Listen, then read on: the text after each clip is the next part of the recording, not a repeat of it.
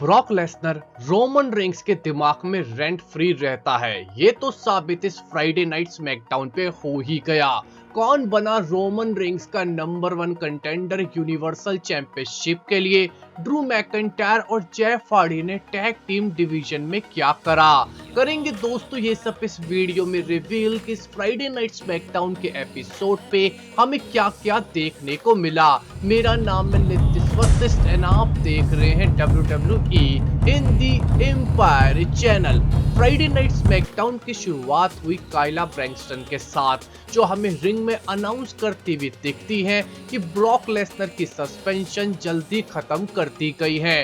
काइला ब्रैक्सटन अपनी स्पीच में अपने प्रोमो में आगे बढ़ती इससे पहले हमें यूनिवर्सल चैंपियन और उनके स्पेशल काउंसिल पॉल हेमन की एंट्रेंस होती हुई दिखती है। पॉल हेमन रिंग में आते ही सबसे पहले काइला ब्रैक्सटन के सोर्स पे सवाल उठाते हैं कि किसने कंफर्म करा है काइला ब्रैक्सटन को कि ब्रॉक लेसनर की सस्पेंशन खत्म हो चुकी। पॉल हेमन इसे सिर्फ रूमर्स कहते हैं और काइला ब्रैक्सटन को रिंग छोड़ के जाने की और कंफर्मेशन या डिनायल लेकर आने की बात कहते हैं। जिसके बाद रोमन रेंस क्राउड के साथ खेलते हैं और पूछते हैं कि सबसे बड़ी कमी रूमर्स की होती है कि वो एक झूठी होप देता है और यहाँ पे झूठी होप उसे चाहिए होती है जो एक लूजर है। रोमन रेंस कहते हैं कि बाकी सभी यहाँ पे लूजर हैं क्योंकि उन्होंने सभी को ऑलरेडी हरा दिया है।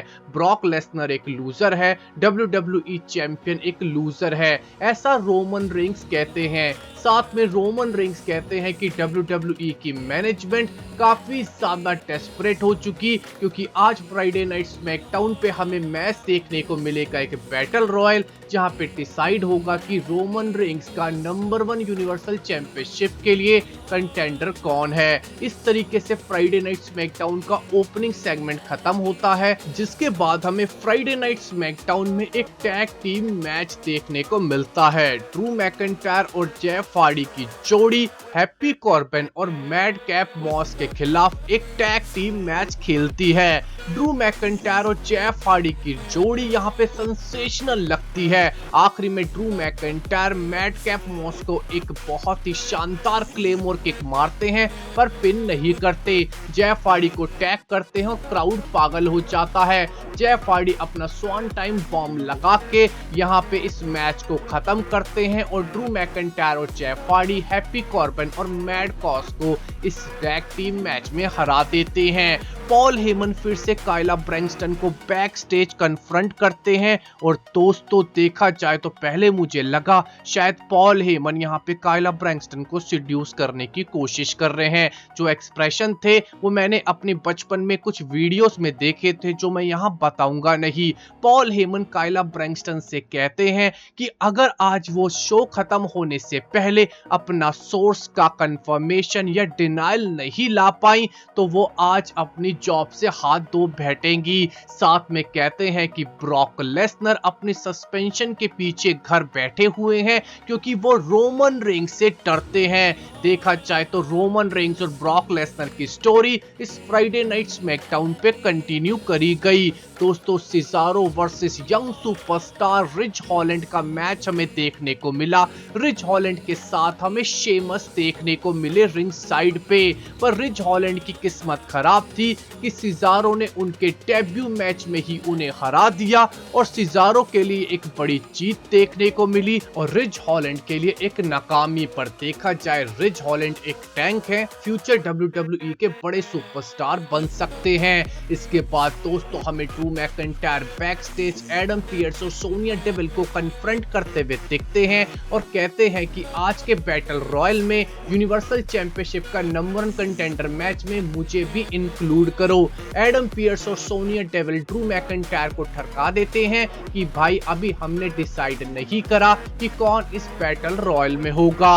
हमें Angel Garza versus Rick Boogs का एक सिंगल्स मैच देखने को मिलता है। Thanksgiving leftovers throw down match. इस मैच में दोस्तों एंजल गार्सा रिक बुक्स को हरा के फ्राइडे नाइट स्मैकडाउन पे अपनी टीम का मोमेंटम और भी आगे ज्यादा कंटिन्यू करते हैं इस मैच को जीतने के बाद। इसके बाद एडम पियर्स का एक बैक स्टेज इंटरव्यू देखने को मिलता है, जहां पे वो काइला ब्रैक्सटन को रिस्पॉन्स करते हैं कि उन्हें नहीं पता कि ब्रॉक लेसनर की सस्पेंशन चेंज हुई है या नहीं हुई। एडम पियर्स के मुताबिक ब्रॉक लेसनर अभी भी सस्पेंडेड है। इसे सुनने के बाद फिर ब्रॉक लेसनर की सस्पेंशन पे कंफ्यूजन बढ़ जाता है और हमें शॉर्लेट फ्लेयर का सेगमेंट रिंग में देखने को मिलता है। पहले शॉर्लेट फ्लेयर बेकी लिंच के बारे में कहती है कि बेकी लिंच को सर्वाइवर सीरीज 2021 पे चीटिंग करके जीतना पड़ा। वो अंदर से जानती हैं कि वो बेकी लिंच से बेहतर WWE की सुपरस्टार हैं और यही हमेशा रहेगा। साथ में दोस्तों हमें टोनी स्टॉर्म शॉर्लेट फ्लेयर को कन्फ्रंट करती हुई दिखती हैं। शॉर्लेट फ्लेयर कहती है कि उन्हें पता ही नहीं कि टोनी स्टॉर्म है कौन। दोनों के बीच में ब्रीफ लड़ाई होती है और शॉर्लेट फ्लेयर हमें टोनी स्टॉर्म के मुंह पे एक केक पेस्ट करती हुई दिखती हैं। यहाँ पे टोनी स्टॉर्म की इंसल्ट हुई और शॉर्लेट फ्लेयर और टोनी स्टॉर्म के बीच में ये फ्यूड आगे बढ़ चला। इसके बाद हमें एक और बैक स्टेज सेगमेंट देखने को मिलता है, जहाँ पे साशा बैंक्स सोनिया डेविल को कन्फ्रंट करती हैं और कहती हैं कि सर्वाइवर सीरीज 2021 की टीम सोनिया डेविल ने साशा बैंक्स को पूरी धोखेबाजों की दी थी, इसीलिए सोनिया डेविल की वजह से स्मैकडाउन को सर्वाइवर सीरीज 2021 पे हारना पड़ा। सोनिया डेविल साशा बैंक्स से कहती हैं कि अपनी जबान संभाल के बात कर, यानी कि अब तो इन दोनों के बीच में फ्यूड स्टार्ट होगा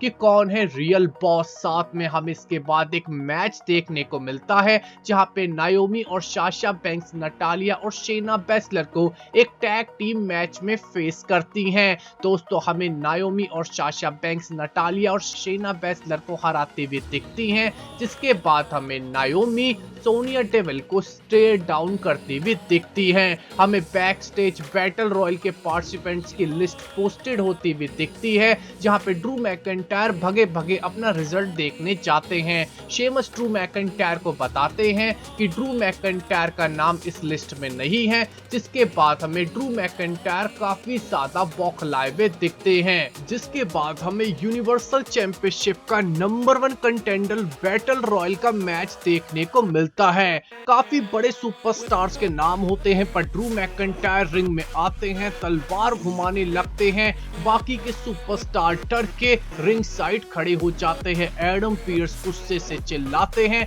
कि ड्रू मैकिंटायर तुम्हारा नाम इस लिस्ट में नहीं है और तुम इस मैच में फाइट नहीं कर सकते। ड्रू मैकिंटायर रिंग छोड़ के चले जाते हैं, जिसके बाद ये बैटल रॉयल स्टार्ट होता है। दोस्तों हमें लास्ट 4 सुपरस्टार देखने को मिलते हैं, शेमस, जेफ हार्डी, रैकोशे, कॉर्बन और पर दोस्तों कमाल की बात ये है, हमें हार्डी को एलिमिनेट करते हुए दिखते हैं सैमी ज़ायन, जो इस मैच को जीत लेते हैं। यानी कि दोस्तों हमें यूनिवर्सल चैंपियनशिप का नंबर 1 कंटेंडर बैटल रॉयल जीतते हुए दिखे हैं सैमी ज़ायन, जिन्होंने आखिरी में जेफ हार्डी को पीछे से एलिमिनेट करा। पर कहते हैं ना, कुछ लोग अपनी किस्मत गधे के एल से लिखवा के आते हैं, ऐसा ही कुछ सैमी ज़ायन के साथ हुआ।